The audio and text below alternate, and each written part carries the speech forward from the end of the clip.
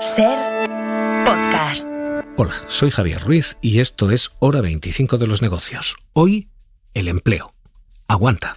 Un mes más vienen a poner de manifiesto el dinamismo de nuestro mercado de trabajo.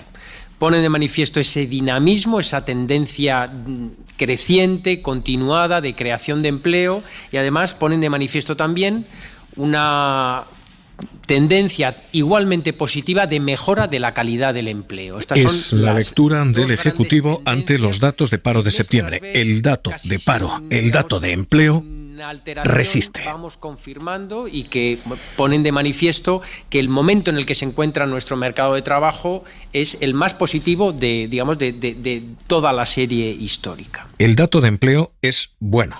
En un mes malo se han creado 18.295 puestos de trabajo en septiembre, cuando se suele despedir. Es un muy buen titular, ya digo, con muy mala letra pequeña, porque lo que se han creado son puestos de trabajo que nunca debieran haberse perdido. Así que es una buena cifra con un mal detalle. Pero es una buena cifra. Se ha creado empleo gracias fundamentalmente a que ciertas dinámicas habituales se han repetido.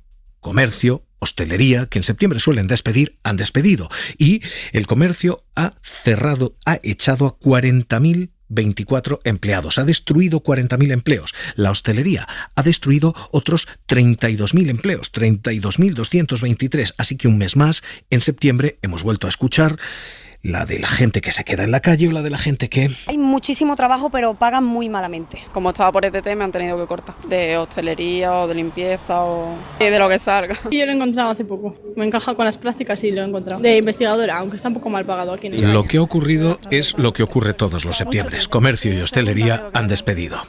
Y se ha despedido mucho. Pero se han reincorporado al mercado laboral los profesores, quienes se fueron a la calle en verano para no pagarles las vacaciones. Ahora han vuelto a las aulas y han vuelto de forma masiva. 85.000 profesores han sido recontratados. Así que la historia es una historia de precariedad, pero las cifras son cifras buenas. Hay 85.000 nuevos contratos frente a 70.000 destrucciones de empleo. El resultado al final, 18.000 puestos de trabajo nuevos con un sector que es el que explica todo lo que ha pasado. El de la educación. La prórroga que nos hacen del verano es de hasta el 31 de agosto. Me finiquitaron el contrato el 31 de agosto y me volvieron a contratar el 1 de septiembre, pero porque es un cambio de tipo de contrato. Según el puesto que tengas como interino, pues te tocará una vacante antes o después, claro. Así que ahora mismo lo que tenemos son buenas cifras de creación de empleo en un mal mes. Insisto, no hay ninguna carga política en esto, simplemente es lo que tenemos. Buenas cifras de creación de empleo en un mes que solía destruirlo.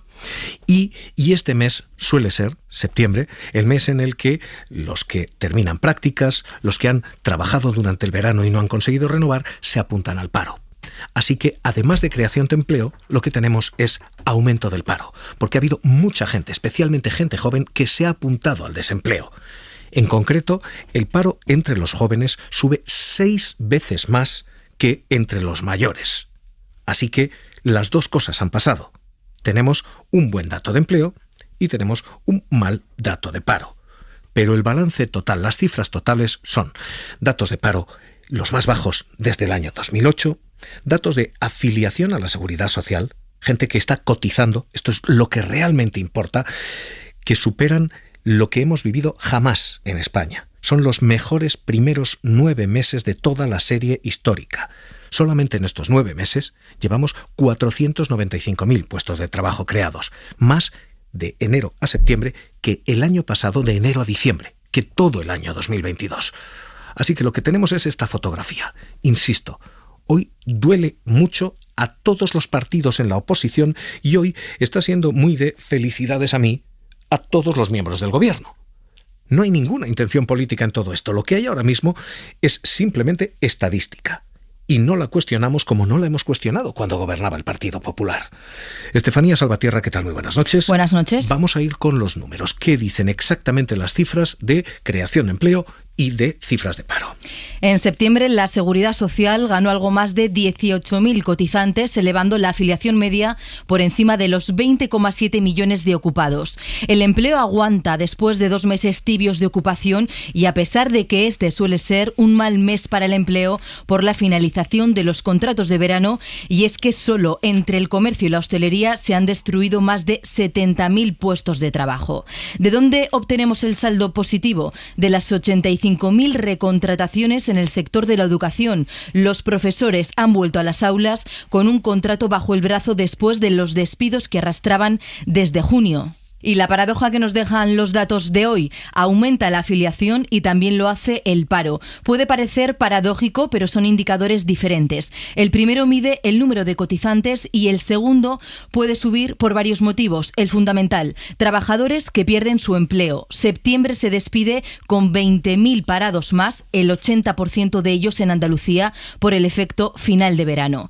Y a estos despidos sumamos los estudiantes que han terminado sus estudios y por primera vez se dan de alta como demandantes de empleo. La consecuencia: el desempleo entre los menores de 25 años se incrementa en 17.000 personas. Hoy sería un día, en reacción política, para unas felicidades cruzadas.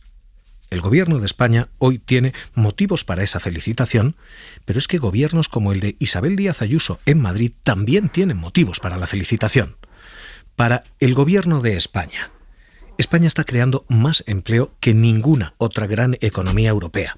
España aumenta un 7% el empleo desde la pandemia, un 5,2% desde la guerra. En Italia ese crecimiento es del 3%, en Francia y en Alemania no llega al 2%. Así que hay motivos para las felicitaciones en el Gobierno de España, como las hay para las felicitaciones en el Gobierno de Madrid. La administración Ayuso, la región, la Comunidad de Madrid está siendo el motor del empleo en este país y es absolutamente indiscutible. 47.000 puestos de trabajo ha creado. Es literalmente 4, casi 5 veces más que la segunda región que más empleo crea, que es Canarias. 10.000 puestos de trabajo. Así que hay, insisto, motivos para la felicitación cruzada. El grado de violencia verbal que hoy ha despertado este dato es bochornoso. Se lo vamos a ahorrar. ¿Cómo estarán los ánimos que hoy la patronal no se ha atrevido a decir que esto era un buen dato? Y escuchen cómo se ha desarrollado la reacción de la COE. Unai Sordo, Comisiones Obreras, dice buen dato, y al final Antonio Garamendi acaba diciendo, bueno, pues yo lo mismo.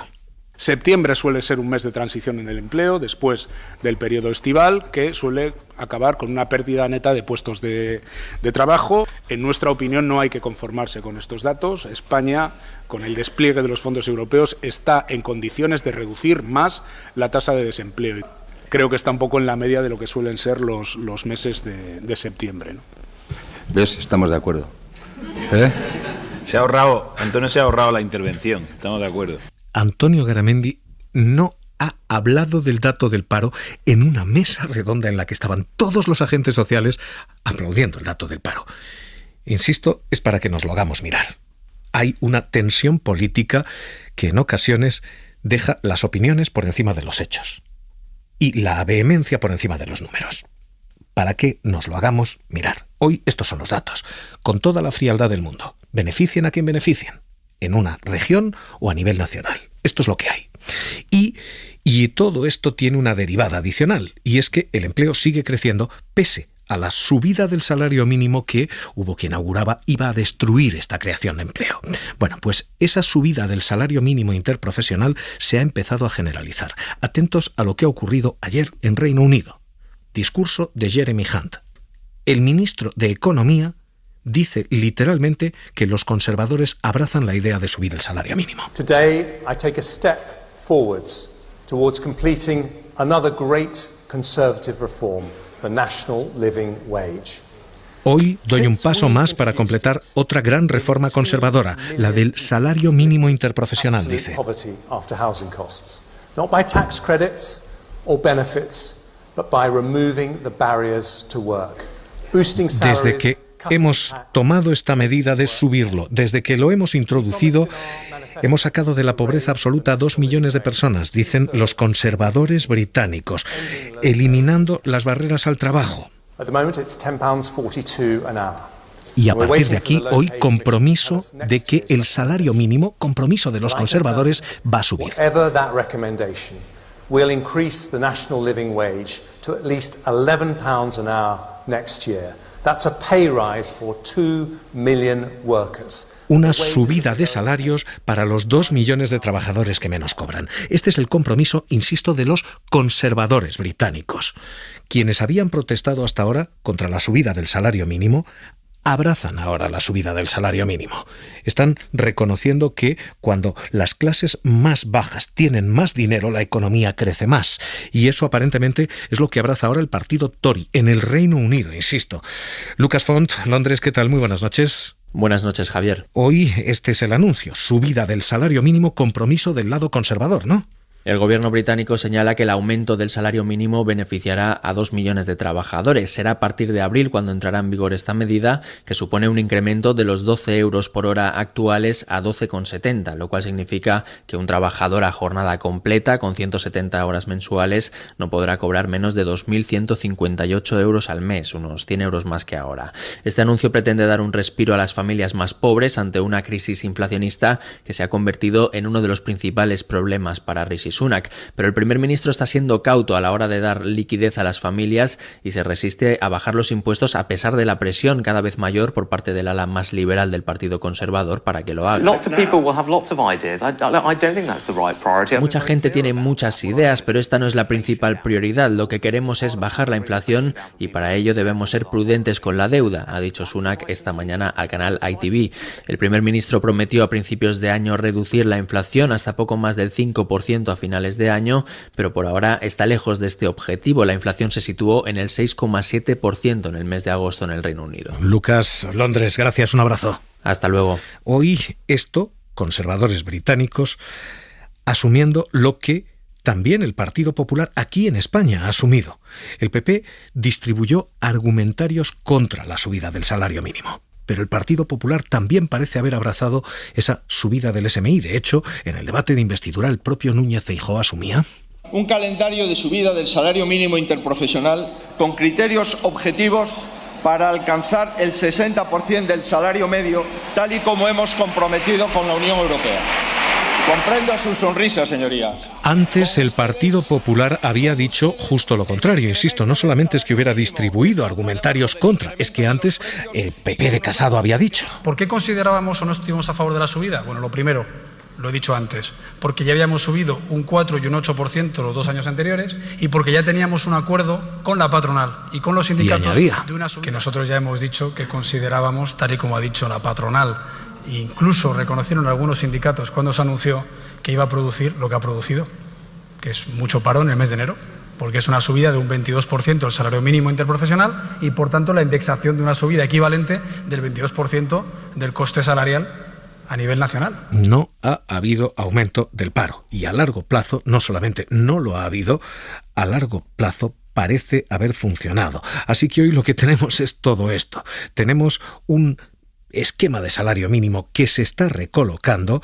El presidente del gobierno, Pedro Sánchez, decía que esta era la intención, convertir esta nueva subida del salario mínimo en ley. Que pasemos de un compromiso político, que es lograr el 60% del salario medio, el salario mínimo interprofesional, a que sea un mandato legal.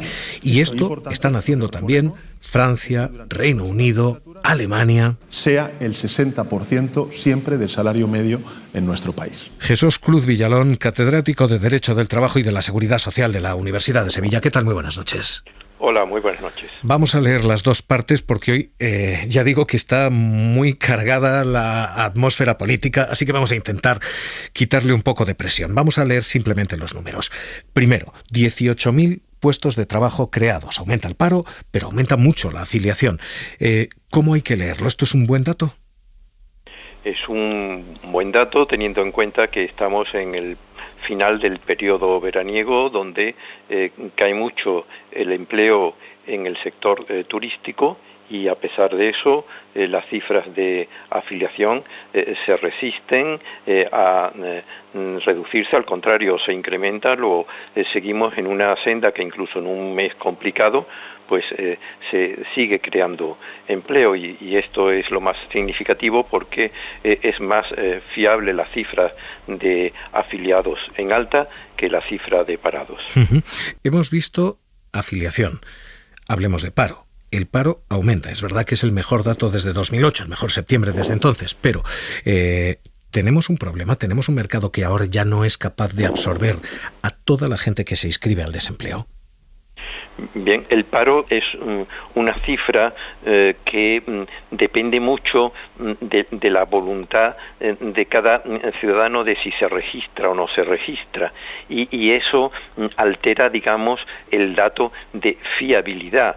Hay, por ejemplo, de estos, del orden del 20.000 trabajadores más inscritos en el paro, 7.000 son gente que antes no estaba trabajando, es decir, son gente que pasa de la inactividad a la actividad porque tiene expectativa de encontrar empleo. Luego, crecer a veces los datos de paro no es siempre un elemento negativo. En particular, en esta ocasión hay un dato que llama especialmente la atención y habría que mirarlo con mucha preocupación, y es que de ese total de crecimiento de 20.000 parados, 16.000 se concentran en Andalucía.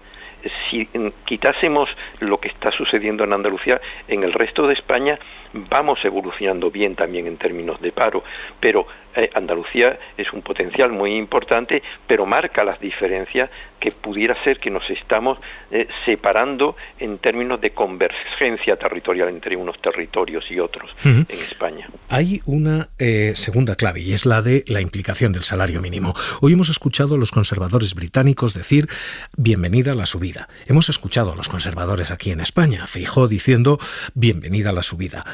¿Hay un consenso ya de que el salario mínimo debe seguir subiendo? Pues no lo sé, quizás habría que preguntárselo al Partido Popular, porque este es un cambio muy brusco el que ha dado respecto del que tenía en el pasado y no se sabe por qué lo ha hecho, porque la explicación que ha dado no es cierta. Nosotros, dice Feijóo, teníamos comprometido el 60% del salario medio con la Unión Europea. No es cierto, no hay ningún compromiso con la Unión Europea. Esa es una cifra que deriva del Comité de Expertos de la Carta Social Europea, que está al margen de la Unión Europea, y es una directriz orientativa, con lo cual no sabemos por qué ellos se han apuntado ahora al carro, que entre otras cosas dice que van a alcanzar, eso ya está alcanzado, la última subida de este año ya estamos en el 60%. Luego, nosotros estamos en una buena posición en términos de salario mínimo, salario medio, y esto está provocando unos efectos que parece que son buenos sobre el consumo. ¿Qué vaya a pasar de futuro? Esto es muy incierto porque hay factores al margen de las posiciones políticas como son el de la inflación y la incertidumbre de la provisionalidad del gobierno, que condiciona mucho. Si a diciembre del 2023 no tenemos un gobierno ya investido, tendremos problemas en la aprobación del nuevo salario mínimo para el año 2024. Pues Jesús Cruz Villalón, catedrático de Derecho del Trabajo y Seguridad Social de la Universidad de Sevilla, gracias por estar con nosotros aquí en Hora 25 de los Negocios. Un abrazo. Muchas gracias a vosotros. Hora 25 de los Negocios. Seguimos. Para no perderte ningún episodio, síguenos en la aplicación o la web de la SER, Podium Podcast o tu plataforma de audio favorita.